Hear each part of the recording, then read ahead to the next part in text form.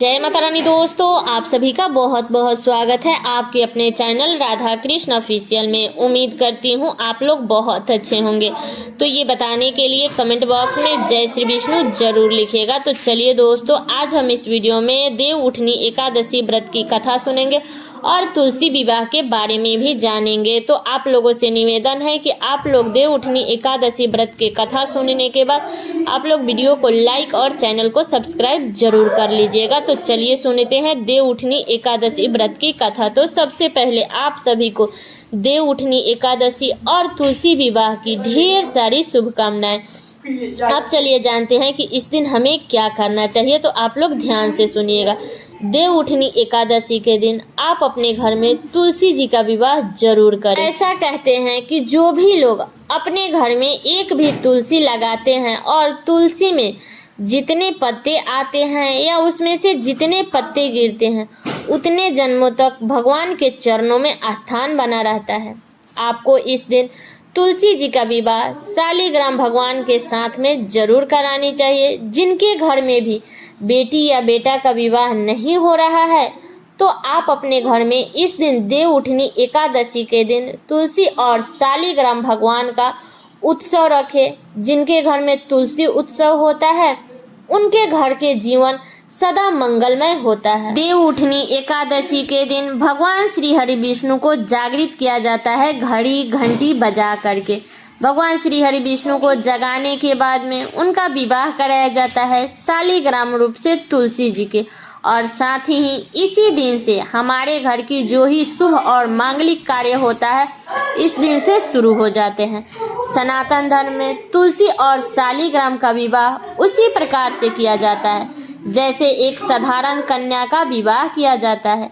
जिस भी व्यक्ति को कन्या नहीं है तो तुलसी जी का पूजा अवश्य करनी चाहिए उन्हें, और तुलसी जी का दान करने से उस व्यक्ति को कन्या दान की पुण्य प्राप्ति होती है। जब आप तुलसी जी का विवाह करा लेते हैं इसके बाद में हमें कीर्तन करनी चाहिए। तो कीर्तन हमें करनी चाहिए श्री कृष्ण गोविंद हरे मुरारी हे नाथ नारायण वासुदेवा। तो इसी प्रकार से हमें कीर्तन करनी चाहिए। इसके बाद में बहुत सारे लोग हैं जो तुलसी जी का दान कर देते हैं और बहुत सारे लोग हैं जो अपने घर में रख करके उनका फिर से पूजन करते हैं।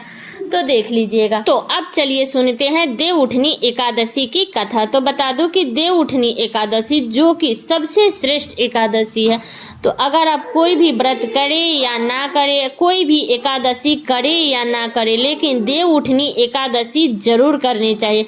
देव उठनी एकादशी व्रत करने से सभी पुण्य फल की प्राप्ति होती है। देव उठनी एकादशी के दिन गंगा में हो सके तो स्नान करना चाहिए। अब चलिए सुनते हैं इसकी कथा। अमरीश नाम का एक राजा था, एकादशी का व्रत करते थे। एक दिन अमरीश एकादशी का व्रत किया और द्वादशी के दिन अपने हाथ से गेहूं को पीसा, आटा गूथा और रोटी बनाकर सब्जी दाल बनाकर भगवान को भोग लगाया। अमरीश भगवान से इतना प्रेम करते थे कि वे दूसरे के आटे से भगवान को भोग भी नहीं लगाते थे। इतना बड़ा राजा होने के बाद भी अमरीश खुद भगवान के लिए भोजन बनाते थे, भगवान के बर्तन धुलते थे, भगवान के वस्त्र धुलते थे और अमरीश भगवान के द्वार पर खुद अपने हाथों से झाड़ू भी लगाते थे। अमरीश जी जब गेहूं पीसते और पसीने में डूब जाते तो भगवान आते थे अपने पीताम्बर से। भगवान जब अमरीश को हवा लगा रहे थे, जब अमरीश ने अपनी आंखें खोलकर देखा तो भगवान उनको अपने पीताम्बर से हवा लगा रहे थे। अमरीश ने भगवान से पूछा कि भगवान, आप मुझे अपने पीताम्बर से हवा दे रहे हैं, मुझ पापी को नरक भेजेंगे क्या? तब भगवान बोले कि अमरीश, तुम मुझसे इतना प्रेम करता है कि मेरा तो बैकुंठ में मन ही नहीं लगता है। मैं तुम जैसे भक्त का दर्शन करने के लिए आ जाता हूँ। तभी नारद जी वहाँ पर आ गए। तो नारद जी बोले कि आपको क्या, आप तो स्वतंत्र हैं, आप जहाँ चाहे जा सकते हैं। तभी भगवान बोले, नहीं, मैं स्वतंत्र नहीं हूँ, मैं तो एक भक्त के अधीन हूँ। एक दिन अमरीश ने द्वादशी को भोजन करा रहे थे, तभी वहाँ पर दुर्वासा जी आ गए। दुर्वासा जी बोले, मैं भी भोजन करूँगा।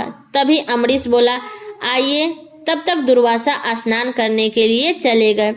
उस दिन द्वादशी थोड़ी समय के लिए थी, इसके बाद त्रयोदशी लगने वाली थी। तब तक अम्बरीश ने सोचा कि जब तक दुर्वासा जी आएंगे तब तक मैं चनामृत से व्रत खोल लेता हूँ, क्योंकि एकादशी का पारण द्वादशी में हो जाना चाहिए। एकादशी का पारण हमेशा चावल खा के ही करनी चाहिए। तभी दुर्वासा ऋषि ने देख लिया।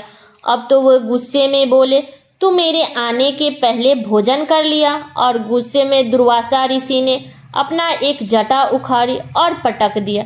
तब एक राक्षसी पैदा हुई। राक्षसी ने अम्बरीश को मारने चली। तब तक सुदर्शन अम्बरीश की रक्षा कर रहा था। सुदर्शन ने जला दिया राक्षसी को। तभी सुदर्शन ने दुर्वासा ऋषि को मारने दौड़ा। तभी दुर्वासा जी भागने लगे। भागते भागते शंकर जी के पास गए। शंकर जी बचाओ। तब शंकर जी बोले, मेरे से पंगा लिया होता तो मैं बचा लेता, भगवान नारायण से कौन बचाए। तब दुर्वासा जी ब्रह्मा जी के पास गए। तब ब्रह्मा जी बोले, मेरे पास मत आओ। अब दुर्वासा ऋषि नारायण के शरण में गए। दुर्वासा ऋषि बोले, नारायण हमारी रक्षा करो, आपका सुदर्शन हमारा पीछा कर रहा है। तब नारायण बोले, देखो दुर्वासा, अगर आप हमारा कुछ बिगाड़ा होता तो माफ कर देता, लेकिन बिगाड़ा किसका है? हमारे भक्त का। तो जाओ अम्बरीश के चरण में जाओ, अगर अम्बरीश बोल देगा तो ये चक्र रुक जाएगा। तब हाथ जोड़ करके अम्बरीश बोला कि हे भगवान शांत हो जाइए। तब शांत हो गया। दुर्वासा ऋषि की जान बच गई। तो ये है देव उठनी एकादशी व्रत की कथा। तो ये कथा मेरा यहीं तक का था। कैसा लगा ये कथा आप लोग कमेंट करके जरूर बताइएगा। चैनल पे नए आए हैं तो सब्सक्राइब कर लीजिएगा, बेल आइकन को प्रेस कर दीजिएगा, जिससे मेरे वीडियो का नए नोटिफिकेशन आप सभी के पास में सबसे पहले पहुंचे। और वीडियो को लाइक कर दीजिएगा, क्योंकि आपके एक लाइक से मुझे बहुत ही मोटिवेट मिलता है। तो वीडियो को लाइक कर दीजिएगा और वीडियो को शेयर कर दीजिएगा, ताकि हर कोई देव उठनी एकादशी व्रत के दिन इस कथा को सुन सके।